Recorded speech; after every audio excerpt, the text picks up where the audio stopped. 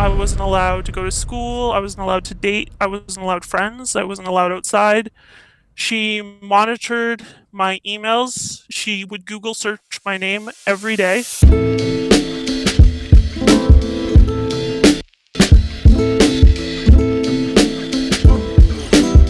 Welcome back to Other People's Lives. I'm Joe Santagato.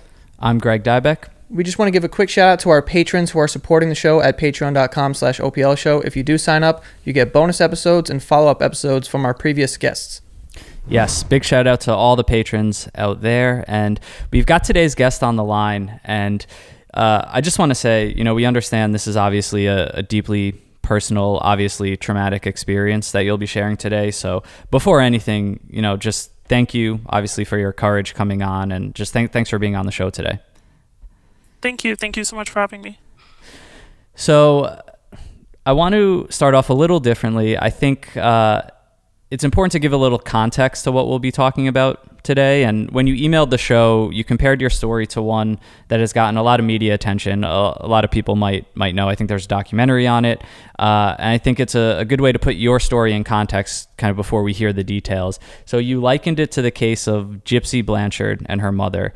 And the extremely abridged version of that case was that Gypsy's mother basically took any chance of normal life away from her daughter, I'd say, by claiming that her daughter had all these medical issues, that she couldn't walk, that she had cancer. She basically exerted total control over her daughter's life through lies, manipulation, physical beatings and abuse, constant monitoring, and of course just telling her that she was sick with these severe illnesses. And experts believe that Gypsy's mother suffered from Munchausen syndrome by proxy. So that's where the caregiver kind of makes up illnesses as a form of abuse to control the person that they're caring for. And in Gypsy's case, of course, it became popular because she ended up killing her mother, I guess, seeing that as her only way out. But that's a case that's out there that, people can look up if they kind of want even more context there. But from what we understand, and the reason that we're talking with you today is that you have similar experiences with your own mother and in your own childhood. So can you start off by describing when you first began to realize that your mother was basically attempting to fully take control of your life, and as you put it in your email, beginning to make you a prisoner in a sense? Absolutely. So I didn't realize it at first, and this is something that you learn a lot in therapy, that you can start noticing the signs quite early. And because someone can be so manipulative, you don't make that connection right away. So looking back on it now, I can see that this started when I was a little kid. I was growing up as an only child, so I had no dad, just me and my mom. And my mom started off with simple phrases she would use about how we have to stick together. A lot of my family I never got to see, and it was kind of as a her is the best person and no one else is like her. She tried putting into my head at such an early age that, all men are wrong, all men are horrible people, you'll never find a man you can trust, you can never find a man who will love you for you. Nothing like that. But during this time, my mom was being monitored by CPS, and I believe had investigated her 2 or 3 times. So I had some freedom. I was able to go to school. I was able to have a friend. I never had any sort of sleepovers or anything, but I was allowed to go outside. Um, when I realized that it was really happening and that I was losing all freedom was after my car accident. And when taking care of me was not even her priority, basically. What do you mean by that? Um, so with my car accident, I was hit by a car, so I was disabled from my legs, my lower back, and some other injuries. And it was something that some of it needed to be watched long term and some of it needed short term care. At first, she was acting like the average mother, taking me to the hospital right away, took me to the doctors to get a cast or get x-rays. But then when she realized that I was growing up and it was getting close to me going to high school, as well as the fact that there was a chance for her to have a financial gain, she stopped caring about me getting better. Everything was more about her protecting what could be instead of helping me right now. How was she kind of, you know, going about that? Because you're saying like, you clearly had injuries or whatnot. Was she just not paying attention to you? Was she purposefully not taking you to doctor appointments? What was she doing specifically? Oh, it was a whole bunch. So, first was the fact that I would need a wheelchair because I had a cast up to my thigh, and it was fully plastered. The thing weighed at least 30 pounds. It was impossible to lift by myself in my weakened condition. And so I tried to do crutches. My nurse wanted to teach me how to use crutches. She took them away from my nurse. She started having my nurse doing daily chores instead of helping me. When it came to get a wheelchair, primarily if a wheelchair wouldn't fix in your house and you cared about your kid, you'd get your kid an average wheelchair and then you'd help them outside into the wheelchair. She didn't want that. She wanted a wheelchair that only she could push. So I would have no way of getting anywhere without her. From there, it went to waiting longer and longer between taking me to the doctors. At the physio, I was required to go to physio due to a law case. But whenever she took me to physio, she would not want them pushing me. But it is never me saying, "Oh, I'm being pushed," or "I don't want to do this thing." It was always her speaking out for me. I wasn't allowed to talk to any doctors by myself. I wasn't allowed to basically talk to anyone by myself. Even at 16, 17, 18, when it came to my medical care, it was always her talking and me having to be quiet.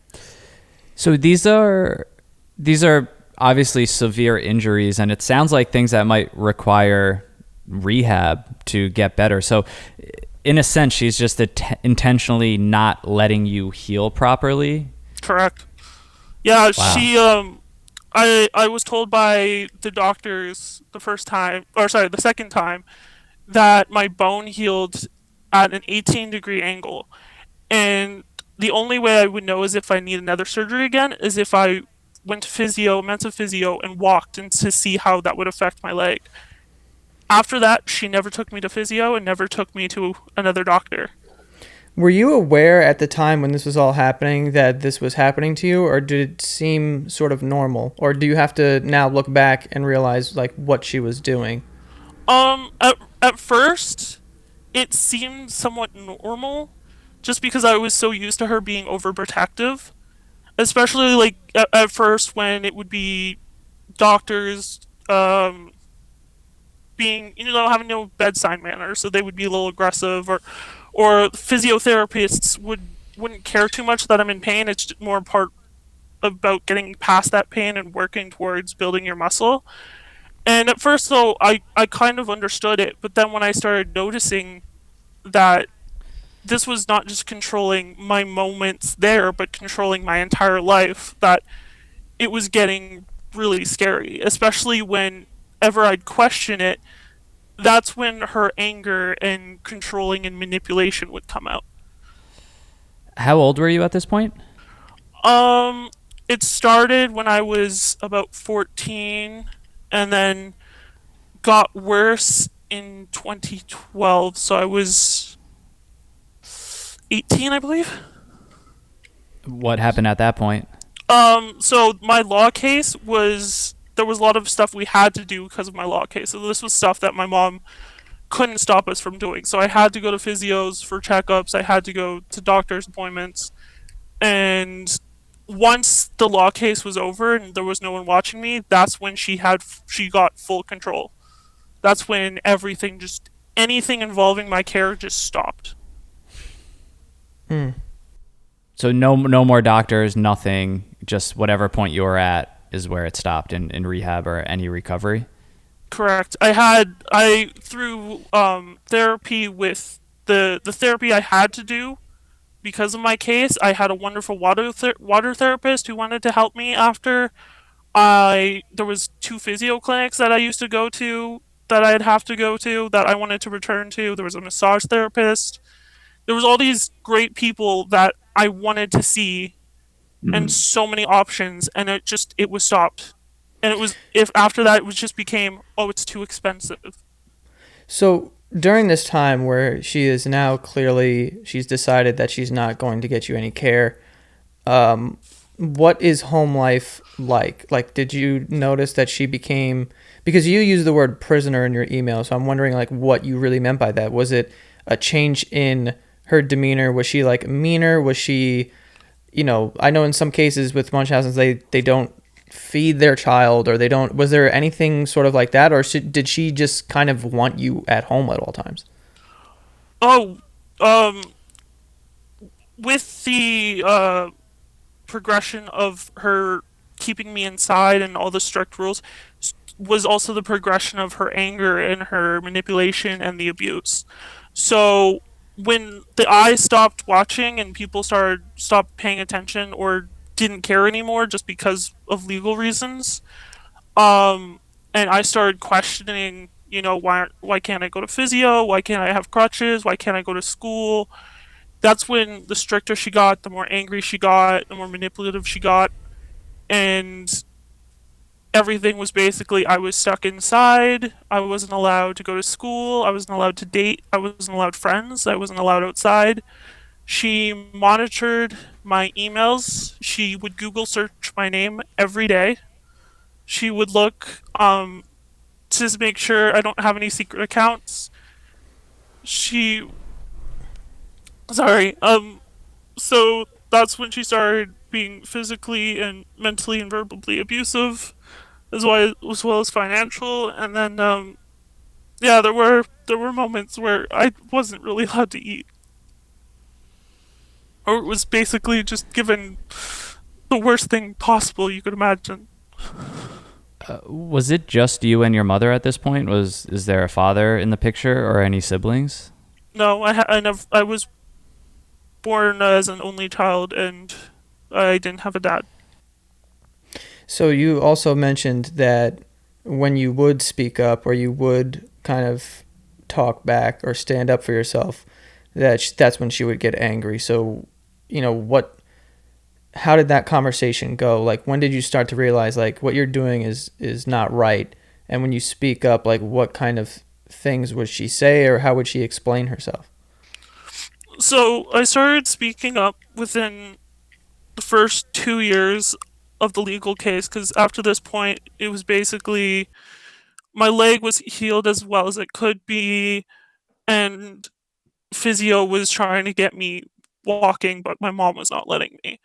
So at this point, that's when I started noticing it and started questioning it. And at first, it sort of made sense. It was basically her just trying to play it off as being protective, trying to play it off as, oh, we need to stick through this together. We need to be careful and cover our butts because of this law case. We need to make sure you're not forced to do anything that'll make you look bad. And that stuff made sense. But then when those cases and everything was over, she had no ground for making sense with this stuff. She was grasping at straws. So, but she'd still try to manipulate me because she wanted to say she had everything under the book. She wanted to have feet issues. She wanted to have back issues. She tried to blame me for it. She would say I'm being selfish because we have to take care of her first. I'm being selfish because she doesn't have a job. I'm being selfish because she is taking care of me. I'm all just so much stuff that made no sense, but she kept trying against me anyway. And at this point, would you say really any semblance of a normal life you did not have at that time? You mentioned no school, no friends. Were you were cut off from the outside world at this point? I had the only friend I had for a bit was a girl through Big Brothers and Big Sisters, and this hurt even as well. Finding this out was she did try to see me for a while, and my mom would allow it because she knew her. But after a while, she stopped coming around, and it's because she knew I was being abused, but she couldn't do anything about it. So she basically abandoned me. So, come that time when the legal case was over, I had lost my only friend and the only semblance of the outside world, the only connection I had to the outside world. So at that point, it was just total prison like life. Yeah, and that's it is scary to hear because of that, I guess, feeling of true loneliness or to have no connection or no outlet. Um, did I just want to understand, I guess, your mom's psychology a little bit more from how you see it, and was there any justification for any of this that made sense, or was it just pure manipulation, lies to serve herself? And from your perspective at that time, what was the point? Did she just want to protect you from the world, or was it just a sense of total control over everything, your being and your body? Like, was there, I don't know, any justification that she made for all of this, or nothing but just excuses? She tried to justify some of it. We grew up poor. My mom was on welfare, so seeing any money at all was this big thing for her. Um, so I so at first it seemed as if she had my future and in her thoughts, but just became more and more obvious. It was all selfish and self-centered. Like, we would step into a lawyer's office, and her first question would be, "How much money am I getting out of this?" And my lawyer would just look at her flabbergasted, being like, "You're not entitled to anything. Yes, you took care of her, but that's a mother's job. You didn't even have a job beforehand, so there's no reason why you'd get anything." So later on, she tried to play it off as, "Oh, this money could help us get a house. This money could help me fix my teeth. This money could help me," and it was all just basically her, just all her. Was she like that for as long as you've known her, or was there, at the time of the accident, it just kind of like a switch flipped, and now this was this new person? Um, it a bit of both. It definitely gave her the ability to do such horrible things.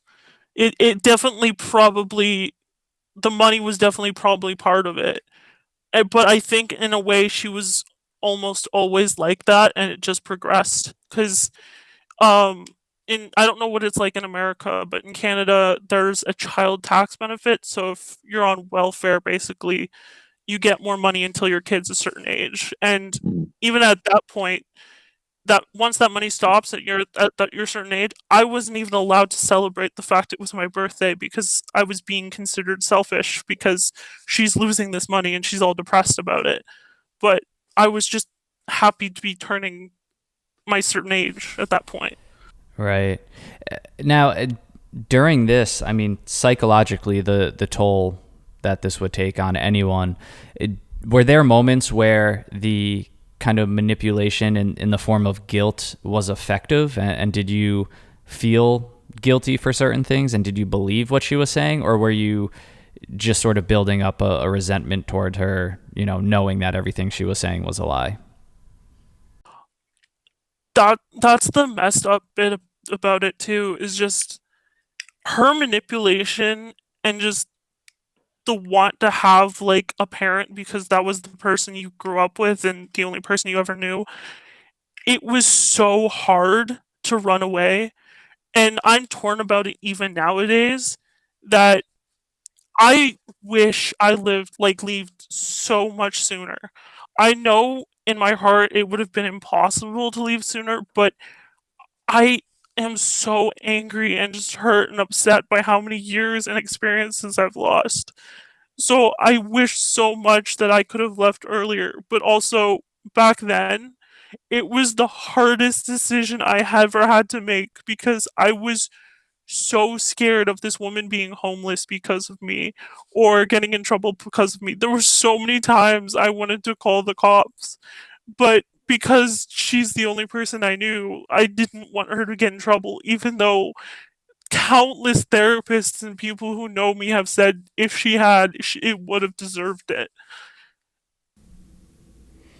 So, the day that you decided to leave, was there anything in particular that, was the last straw and you were like, okay, I'm leaving? And what was that experience like when you actually did end up leaving?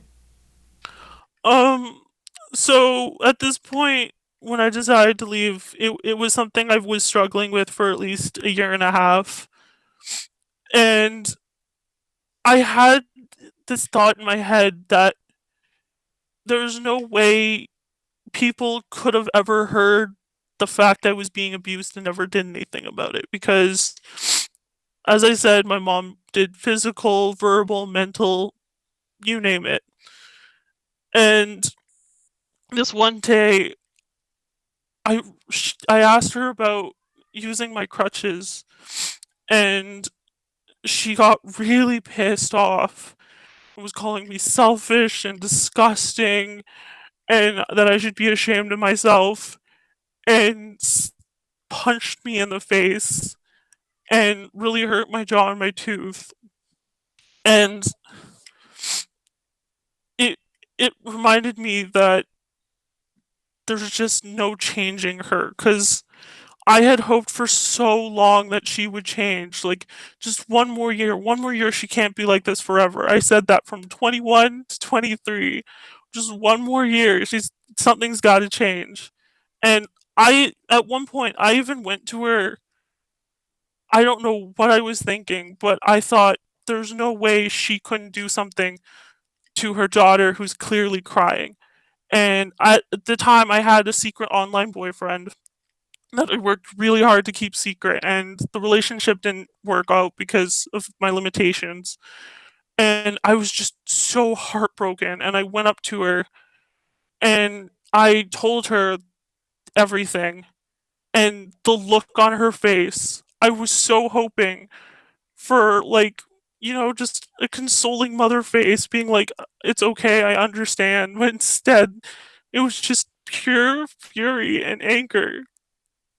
And she dropped everything and got in my face and squeezed my shoulders and my arms and shook me and just called me disgusting things and gave me a black eye and busted my lip and tried to break my only connection to the outside world, my laptop and my phone. And I knew then that she's just not a mother. So I had to lie to her just so she would stop. I had to tell her, oh, it was a joke. Like, I didn't mean anything like that. I didn't mean I was dating someone. I meant like I lost a friend, just for her to stop.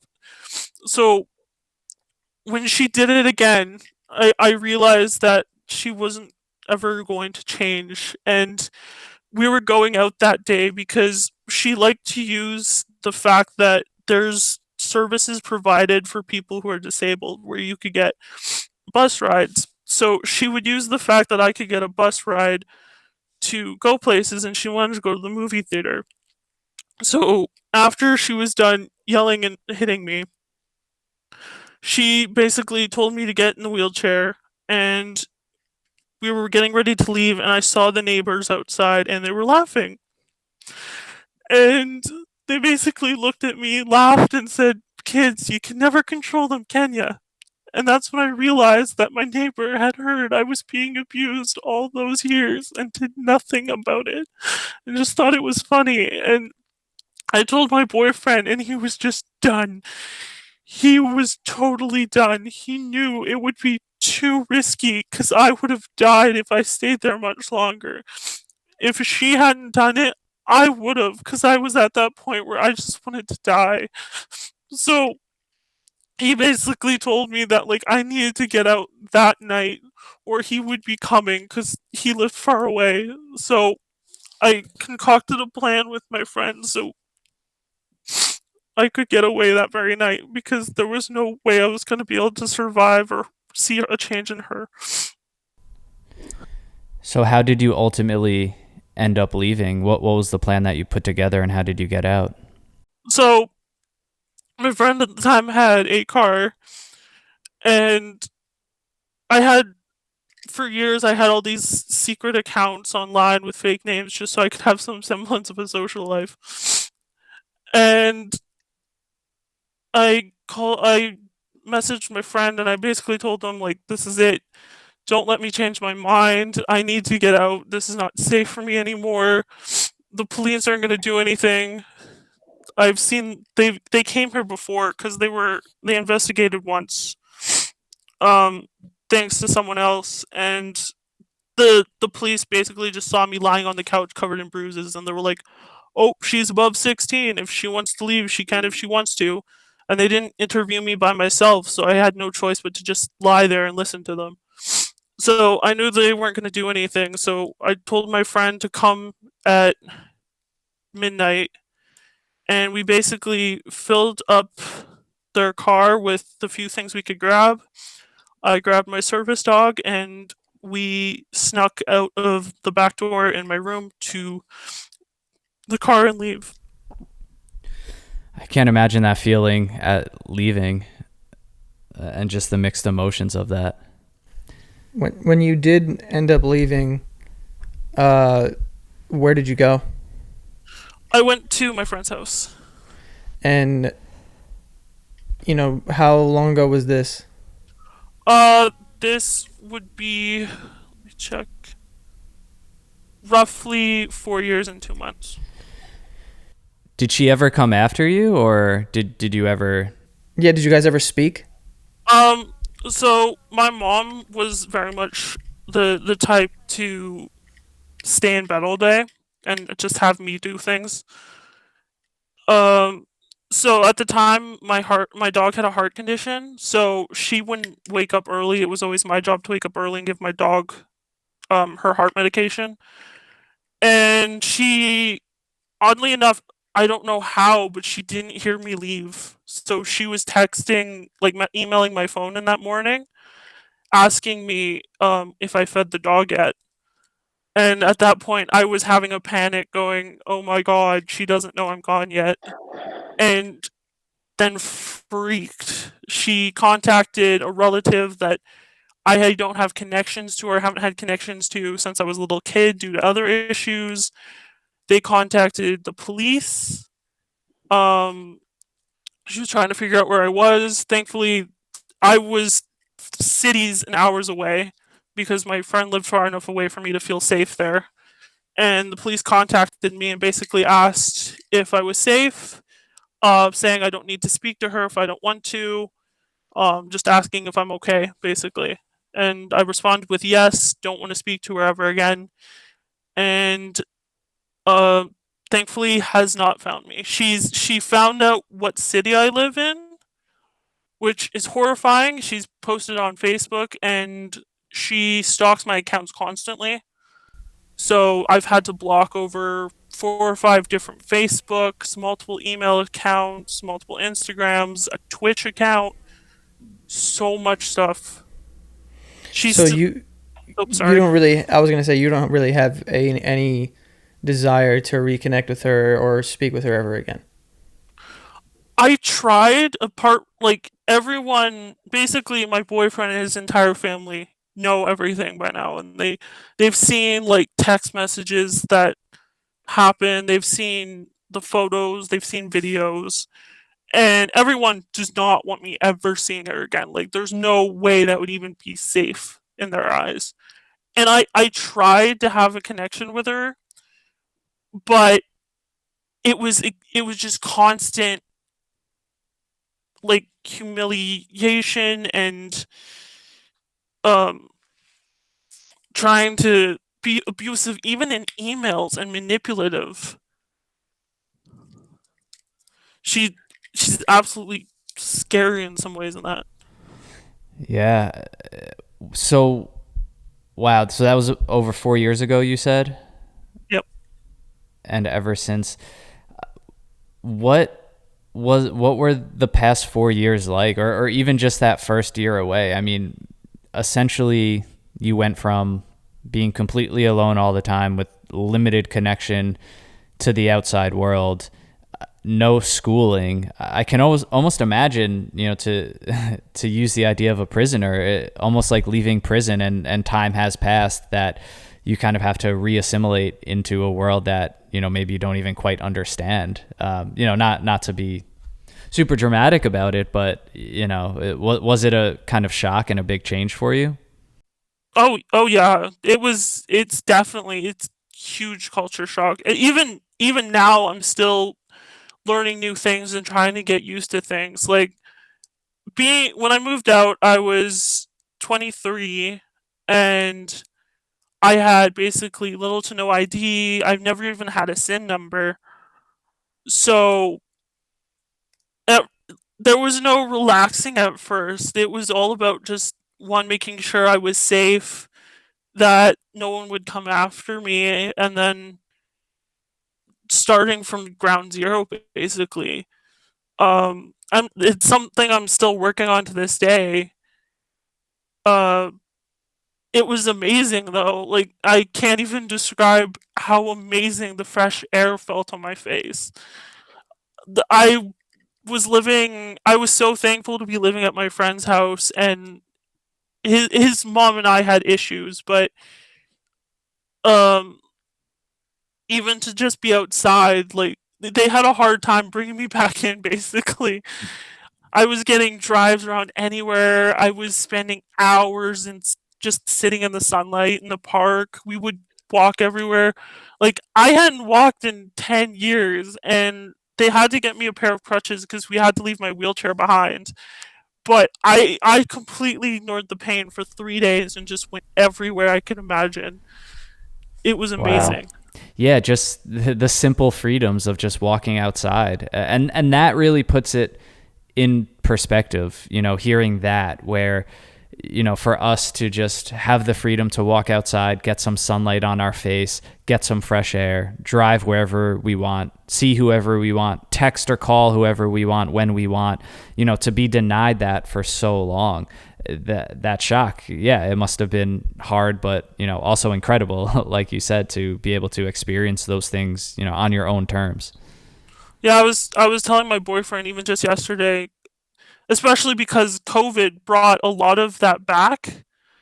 The feeling of being locked inside because I have a weak immune system. So I've been inside basically since March. So I was telling him just yesterday, this brings a lot back and just reminds me of how nice it is to go outside. Because I've always had such anxiety about doing anything and having someone scream and yell and get angry at me about it. Because I've been diagnosed with PTSD, anxiety, and depression. So just going outside and not having to worry about someone wondering where I am or going to yell at me when they see me again has been amazing. Do you think that now that you're 4 years sort of removed from that situation, that, of course, there is still therapy and you're always going to be working on it and it's a traumatic thing that happened, but do you feel like you have found some sort of peace in your life? Yeah, definitely. It's always a hard thing to think about because there is a lot of constant reminders and just issues I deal with daily because of what she did. Even just this year alone, I finished what was, or close to finish, what was a 9 month long journey just basically fixing my teeth because I wasn't even able to brush my teeth in the room that I was locked in. There was no sink or water brought to me for that. So I had so many fillings and cavities. And so that was in itself a journey of constant remembering, but also growth. So there's always these reminders, especially when you have PTSD. But it's been so nice to discover things and actually find out who I am in a person. And I found peace in that because I've used to look in the mirror and see her looking back at me and think this is my future or everything she said is right. But then I've discovered things like I like walking in the beach, or I found a new craft I like, or I actually got to adventure in a passion of mine and actually enjoy life. So I've found there's been lots of benefits and things that have brought me peace in a way. Absolutely. I want to ask too, do you ever plan on having a family one day? Um, hopefully, I'm not too sure about having kids. I it's something that I've spoken with my therapist about, and it's definitely something that could be done. That I'd want to go through immense therapy first, but for now, I'm just enjoying having my own life and having my fur babies. Nice. Yeah, no pressure. Same. I hate when people pressure me about kids too. Happens a lot. Um, but wow, I want to say I wanted to get up and cheer when you were telling the story about getting out, to be honest. It is after that, after hearing that story and walking us through your childhood, I'm sure not even scratching the surface of the abuses that you experienced.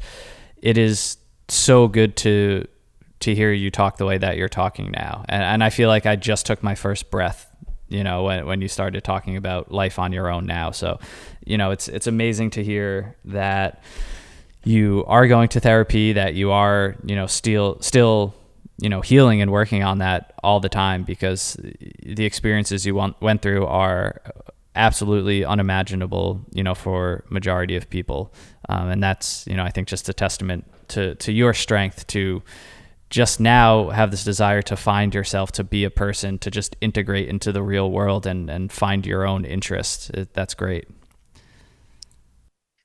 Yeah, definitely. There's a lot of it's a lot still to learn and explore for sure. Like I've just only started recently learning how to cook, and meanwhile, I'm still behind on figuring out what to do about high school or doing leg surgery and stuff. I also just wanted to say that I think, just to kind of piggyback off of what Greg was saying, like just hearing about, the amount of, abuse and different kinds, like mentally, physically, like all those things, especially when this is the only person that um, it could be a very difficult thing to sort of break away from that and like start over. Like there's people out there that live seemingly normal lives and they're in situations that are a lot easier than this and they feel like they can't break away from that. So I just wanted to say that, I'm honored you come on the show and like talk about it, and also I think it's incredible that you were able to do something like that. Like that shouldn't be undermined in any way, because that is an extremely difficult thing to do given the circumstances, and you were able to do that, and I'm so happy for you. Thank you. Yeah. Wow. Uh, do you? I don't know. I don't have stats on this, but is this common? Do you think, or fairly common? This type of manipulation that parents hold over children. I know we mentioned the gypsy case, earlier in the episode. Um, I also haven't looked too much into it myself. Like I know even I know about the gypsy case, but I couldn't even watch anything too primarily on it just because it was too triggering and just hit way too close to home. But from what I've learned, it's definitely something that is overlooked. There's it's sad world we live in because there's so many cases I've seen of great families that are getting pressured or investigated from CPS where there's people who like me who just get a knock and a wave goodbye basically. Yeah. Well, yeah, and you want to believe that abuse like that can't happen within a family, within that family unit that's supposed to be the closest, that's supposed to protect one another. But obviously we know, that that's not the case. But like you said, I'm sure it gets overlooked in so many instances. Absolutely. Well, we just, again, wanted to thank you so much for coming on. And, I know it's probably not the easiest thing to speak about because it is very traumatic. And, we're very sorry that this happened to you, but also very happy that, you were able to overcome it. And it's going to be like a process, obviously. But it sounds like you're very capable and it sounds like you're in a good place. and we're happy to keep in touch also if you want. Just kind of keep us updated on what's going on. But yeah, thank you so much. And thank you. I definitely really appreciate coming on here, especially because it's something I'm still learning to cope with and deal with.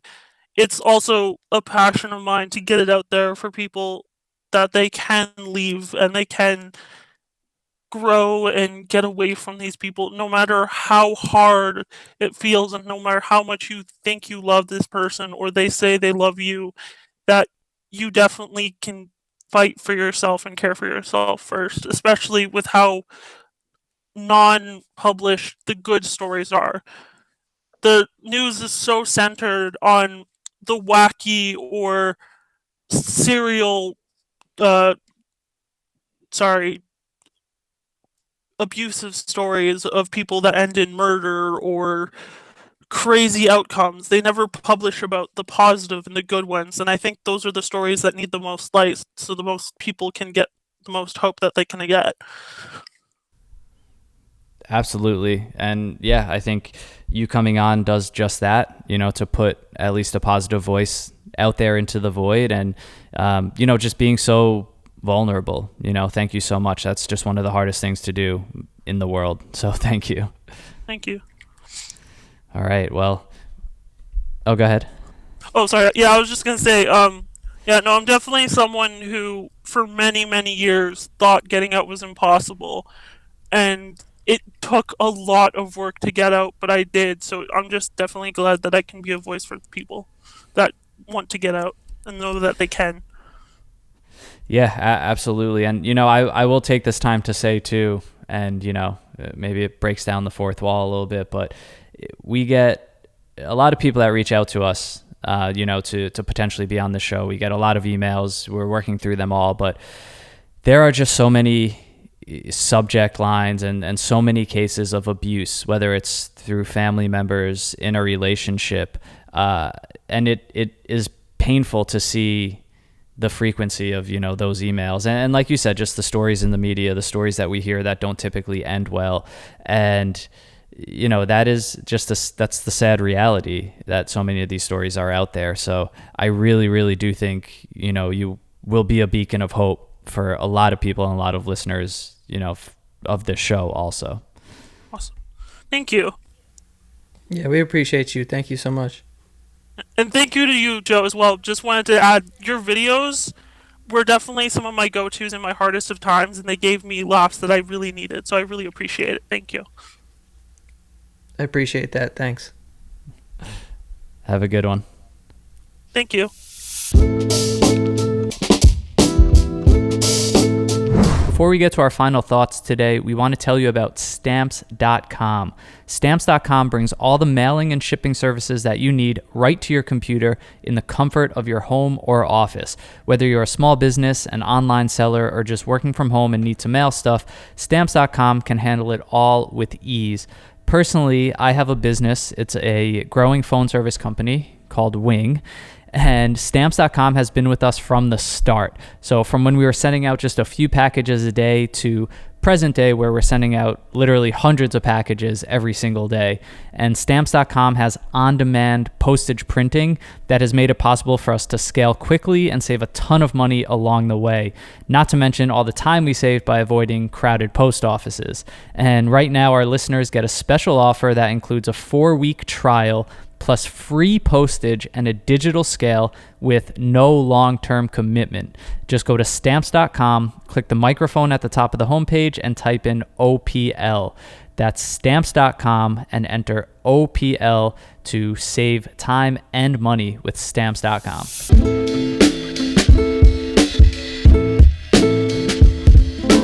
That was one of the most raw and emotional conversations we've had, I think. But easily, I thank her for that. And I really thank her for not holding back and for being vulnerable and honest. And I think just to put her pain on display. I mean, she's talking through tears for most of that story, which shows, how open that wound still is. And I just think in general and in a general sense, it's just an important reminder to know that others are going through similar painful experiences, that they're feeling pain, that they're hurting. And I think it's more important to know that people have found a way out of those scenarios. And, that's to her point of the stories we see, like, we don't get enough hopeful stories. And her story, it sucks, obviously, what she went through, but that is a hopeful story, and she is in a hopeful position now. And the power of that is just, it's greater than we could even describe for people to hear. And it translates to so many different situations, whether it's abuse, anxiety, depression, anything that people are dealing with. Just to hear the hopeful side of her story is so crucial. And yeah, I just really, really thank her for being so vulnerable and open with us. It's insanely powerful. Yeah, and it's also just insanely impressive, what she did. I mean, like I said, people are in situations that seem much easier. Like, you're at a job you don't really like, and it's not that it's like, you're not being abused at your job, you just don't enjoy it and it's not fulfilling you, and you don't leave, and this and that. But like, think about the situation that she's in, where this is one of the worst things that a person can go through, especially as a child in your formidable years, to be sort of sheltered away from the world and kept basically as a prisoner by your own mother. And the amount of confusion you have, it was heartbreaking to hear that she struggled with it for so long, because she's like, I didn't want to get her in trouble. She's the only person I know. That sort of confusion and that sort of manipulation is just terrible. Like, it's one of the worst things that you can do to a person. And to have the strength and the, wherewithal to get yourself out of that situation is like not an easy thing. Like, people do not do that, like, it's a very tough thing. So I'm happy for her. I'm glad that she's out and she's pretty, removed from this situation. And, I'm very thankful that she would come on and speak on our show, especially, as she said at the end there, just trying to spread, education and light in the situation, where it's like, if you're in a situation like this, you can get out, like I did it. And, it's always great when, the people we talk to on the show can, act as a beacon of hope for listeners, so yeah, just wild. Absolutely. And it's just, I know you're the same as me. We're mama's boys. And, I don't say that to be funny, but, we are programmed to be nurtured by our mothers. We come out of our mothers' bodies, we survive in their bodies. And, when I have hard times, I lean on my mom, I lean on my family. And that is what's, hard to digest. Being lucky enough and blessed to have a positive family dynamic and support from my family, I lean on that so heavily. And without that, I don't know. I would be a mess. I don't know what I would have. And, in her situation, for that thing that if it functions properly, is supposed to be your support system, is supposed to be your love and nurturing, to then not even to not have that, but for that to be where your pain is being derived from, abuse, the complete opposite, is so unimaginable. But like you said, for her to get out, I want to like stand on my chair and start cheering, because it's just an immense amount of strength to do that. But yeah, really, really thankful to be able to hear that. I need to take a walk right now. That was full disclosure, by the way. It's 11 a.m. So it's setting the course of the whole day. We're recording earlier than we usually do. So yeah. So, I hope that she does, keep in touch, because, I'd love to stay in touch with her and just kind of, I don't know. I just, for whatever reason, I just feel this like connection with this girl, and I just like really hope that she's doing okay. And, I don't even know who she is, but I'm very proud of her. You know what I mean? Yeah. Well, no, 100%. And just like, I don't know how much this means, but she's part of our family now. And like, I mean that. And just the OPL community and and the fans and the listeners. I mean, I want to keep in touch as well. Yeah. All right, cool. For anyone out there that has a story or anything they'd like to share that they think would work for the show, don't hesitate to reach out to us. Go to oplshow.com, send us an email. We go through all of them, and if we think that it makes for a good episode, we'll definitely reach out and schedule something out with you. Yes, check us out on Instagram at OPL Podcast, post clips and a bunch of good stuff, and patreon.com/OPL Show. Help support the show, get a bunch of bonus episodes, join our Discord chat, speaking of the OPL family, where all the patrons are in there. We get some previous guests in, so you can chat with them, ask them questions. Really great community that we got going on there. So thank you so much, guys. Yep, that is all. See you guys next time.